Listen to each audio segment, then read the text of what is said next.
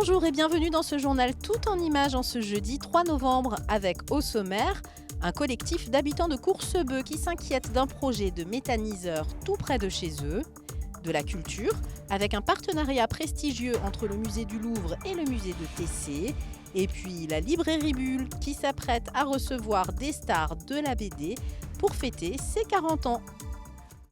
Sauvons notre campagne, c'est le cri de ralliement de ces habitants de Coursebeu.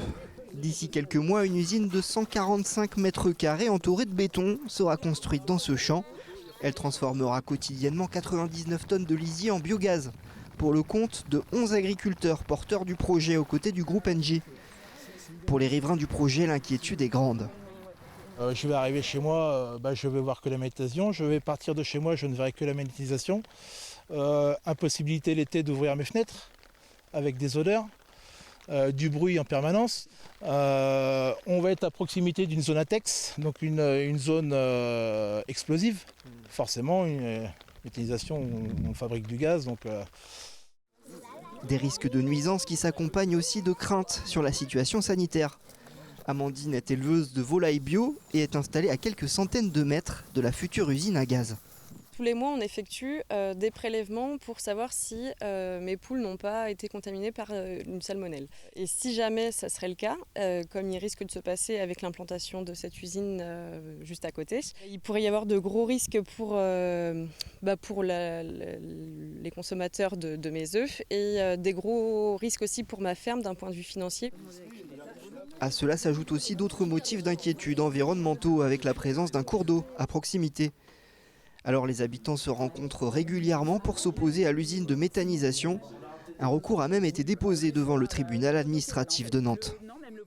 Pourquoi ne pas les mettre dans une zone industrielle comme Joué-la-Baie, qui en plus de ça est à proximité des canalisations de gaz? Là aujourd'hui on va faire 4 km de travaux pour ramener le gaz sur Savigny-l'Évêque, alors que Joué-la-Baie, tout est fait pour accueillir en fait ce type de projet-là. Une pétition est en ligne sur internet contre le projet de méthaniseur agricole. Le collectif organise par ailleurs une manifestation ce samedi à Coursebeu, puis à Savigny-l'Évêque.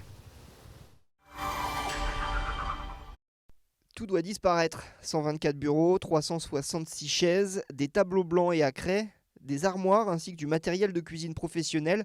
C'est ce que propose le département de la Sarthe qui met en vente 260 silos aux enchères sur le site agorastore.fr. Le matériel est en vente jusqu'au 17 novembre 2022. Les enchères sont ouvertes à tous, particuliers et professionnels. 140 000 personnes, c'est le nombre de Français qui ont déjà rejoint cette 7e édition du mois sans tabac en France. L'objectif est le suivant, ne pas fumer pendant 30 jours et pourquoi pas arrêter définitivement sa consommation de tabac. Au Mans, les habitants sont invités le 9 novembre prochain à participer à une Clean Walk, un ramassage collectif des mégots présents sur la route. Et à la fin du mois, un stand d'information sera ouvert à la Plaine de l'Arche à l'occasion du Cross des lycéens. Et si vous souhaitez vous aussi participer aux différents défis du mois sans tabac, un numéro est disponible, c'est le 39 89. Alors bon courage à tous. Le Louvre, un nom qui symbolise le prestige dans le monde entier. Et c'est bien volontiers que la directrice du plus grand musée du monde a accepté de signer un partenariat de 3 ans avec le musée de Tessé au Mans. C'est un musée national, donc c'est une collection nationale, donc elle vous appartient comme elle m'appartient, elle appartient à tous nos concitoyens. Et nous avons pour vocation, bien sûr, de présenter dans les murs du Louvre, mais aussi de la faire rayonner sur tout le territoire national. Il y a 35 000 œuvres du Louvre qui sont en région, c'est-à-dire autant que d'œuvres présentées dans les murs même du Louvre à Paris. Et il est très important de faire vivre cette présence du Louvre en région. C'est pour ça que je me réjouis de la signature de ce partenariat aujourd'hui autour du musée du Tessé.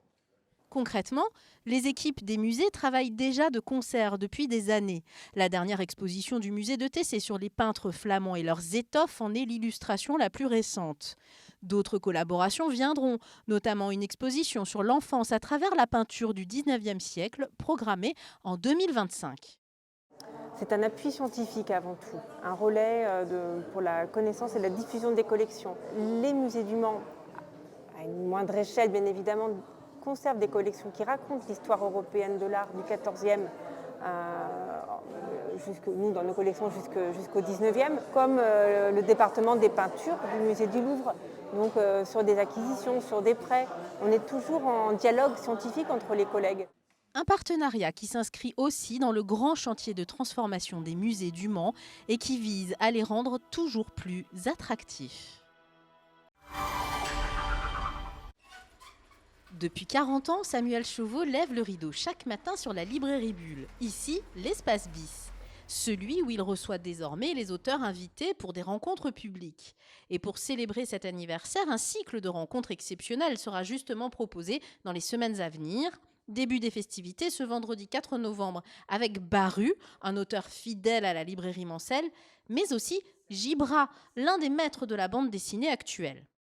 Comme c'est quelqu'un qui ne dessine pas très vite, chacun de ses nouveaux ouvrages, c'est un petit événement. Après Le Sursis et le vol du corbeau, il entame un cycle qui s'appelle Mathéo. C'est le 6e et dernier volume qui sort, là également, fin d'un grand récit, et qui, là encore, nous fait rencontrer Mathéo, qui est un jeune fils d'Espagnol immigré en France, avant que n'éclate la Première Guerre mondiale. Et à travers ses yeux, c'est pratiquement 2 conflits mondiaux de la première moitié du XXe siècle que l'on va suivre. C'est aussi un cadeau que Jean-Pierre fait à la librairie, puisque nous avons une version à 999 exemplaires, uniquement donc pour la librairie, avec une couverture inédite, avec un frontispice et 8 pages d'inédits qui ont été faits spécifiquement pour la librairie et que nous présenterons évidemment vendredi et samedi en avant-première. Rendez-vous dès vendredi 18h30, espace bis de la librairie Bulle, au Mans.